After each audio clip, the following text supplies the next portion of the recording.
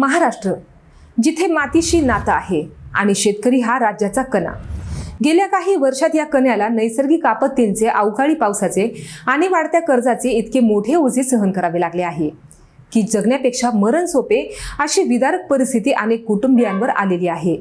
शेतकरी म्हणजे केवळ एक व्यक्ती नाही, तर तो कुटुंबाचा आधार आहे, गावाचा श्वास आहे. आणि जेव्हा हा आधार डळमळीत होतो तेव्हा संपूर्ण राज्याची अर्थव्यवस्था धास्तावते. आता पुन्हा तोच ज्वलंत प्रश्न राज्याच्या वेशीवर उभा आहे. शेतकरी कर्जमाफी कधी होणार? कारण सरकारकडून मदतीचा हात मिळतोय खरा, पण कर्जाचा डोंगर अजूनही तसाच आहे. या प्रश्नावर खुद्द मुख्यमंत्री देवेंद्र फडणवीस यांनी थेट भाष्य केले आहे आणि एक नवा फॉर्म्युला सांगितलेला आहे. राज्यात अतिवृष्टी आणि नैसर्गिक आपत्तींमुळे झालेल्या नुकसानीची दाहकता इतकी मोठी आहे की शेतकरी पार कोलमडून गेलाय. पीक हातातून गेलं आणि कर्जाचे हप्ते डोक्यावर. याच पार्श्वभूमीवर राज्यातील विरोधी पक्षांपासून ते शेतकरी संघटनांपर्यंत प्रत्येकजण पुन्हा एकदा संपूर्ण कर्जमाफीची मागणी करत आहे. पण प्रश्न असा आहे की सातत्याने कर्जमाफी दिल्यानंतरही ही मागणी थांबत का नाहीये? याचे उत्तर देताना मुख्यमंत्र्यांनी मान्य केले की केवळ तात्पुरत्या उपायांनी हा प्रश्न सुटणार नाहीये. कर्जमाफीच्या मागणीआधी राज्य सरकारने तातडीचा दिलासा म्हणून शेतकऱ्यांसाठी एक अत्यंत महत्त्वाकांक्षी पाऊल उचललेले आहे. नैसर्गिक आपत्तींमुळे झालेल्या नुकसानीची भरपाई म्हणून सरकारने तब्बल 32,000 कोटी रुपयांचे विशेष मदत पॅकेज जाहीर केलेले आहे. ही रक्कम केवळ कागदावरच नाही, तर ती थेट शेतकऱ्यांच्या बँक खात्यात जमा झालेली आहे. ही मदत तातडीची होती, जेणेकरून शेतकरी पुढील हंगामासाठी उभा राहू शकेल. मुख्यमंत्र्यांनी दिलेल्या माहितीनुसार या 32,000 कोटींच्या पॅकेजमधून आजवर सुमारे 91 ते 92 लाख शेतकऱ्यांच्या खात्यात थेट आर्थिक मदत जमा झाली आहे. याचा अर्थ सरकारने मदतीचे वितरण अत्यंत गतीने आणि पारदर्शकपणे केले. यामध्ये कोणत्याही मध्यस्थाला वाव न देता डायरेक्ट बेनिफिट ट्रान्सफर अर्थात थेट लाभ हस्तांतरण पद्धतीने पैसे दिले गेले.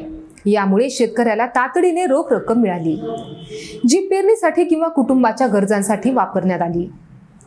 या 32,000 कोटींच्या विशेष पॅकेजमध्ये केवळ शेतकऱ्यांसाठीची थेट मदत नव्हती, तर कृषी क्षेत्राला बळ देण्यासाठी अनेक गोष्टींचा समावेश होता. यामध्ये 10,000 कोटी रुपये ग्रामीण भागातील पायाभूत सुविधांच्या विकासासाठी, तर 2,000 कोटी रुपये महात्मा गांधी राष्ट्रीय ग्रामीण रोजगार हमी योजनेअंतर्गत कामांसाठी बाजूला ठेवले गेले.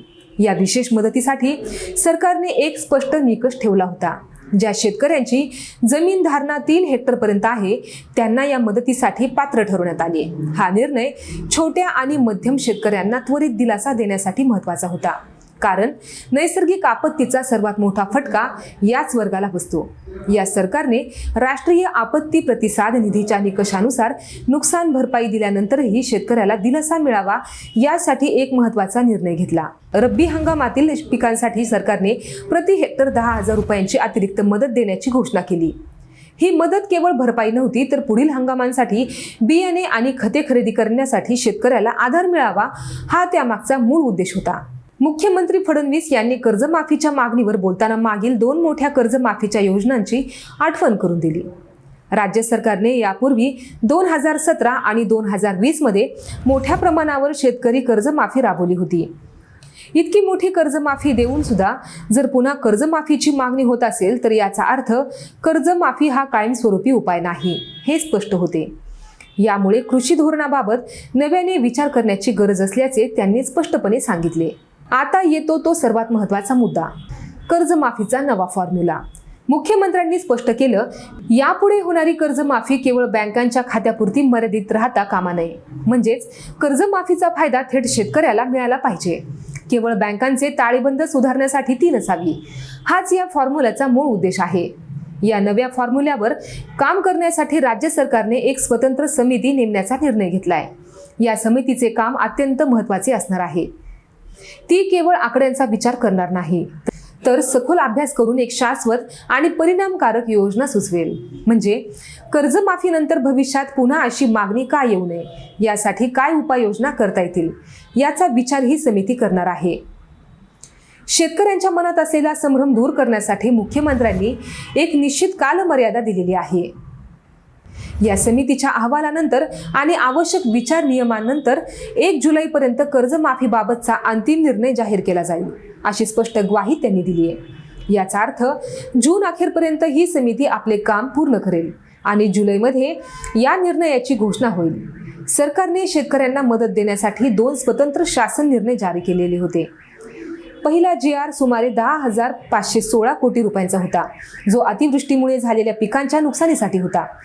तर दुसरा GR हा सुमारे 9,611 कोटी रुपयांचा होता, जो प्रामुख्याने बियाणे खरेदी आणि इतर खर्चासाठी होता.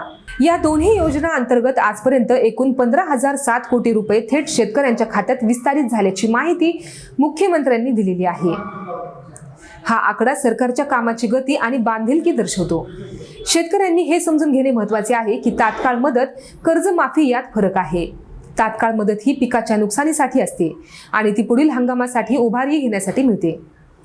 तर कर्जमाफी ही शेतकऱ्याच्या डोक्यावरचा कर्जाचा डोंगर कमी करते. सरकार सध्या दोन्ही स्तरांवर काम करत आहे. तातडीची मदत मिळाली आहे आणि आता कर्जाच्या कायमस्वरूपी तोडग्यासाठी पाऊल उचलले जाते. कर्जमाफीचा निर्णय शेतकऱ्यांना लवकरच अपेक्षित आहे. 1 जुलै ही तारीख महत्त्वाची आहे. तोपर्यंत नेमकी कोणती योजना, कोणत्या अटींवर कर्जमाफी मिळणार आहे हे पाहणं महत्त्वाचं ठरेल. याबद्दल तुम्हाला काय वाटतं? आम्हाला कमेंटमध्ये नक्की सांगा. धन्यवाद.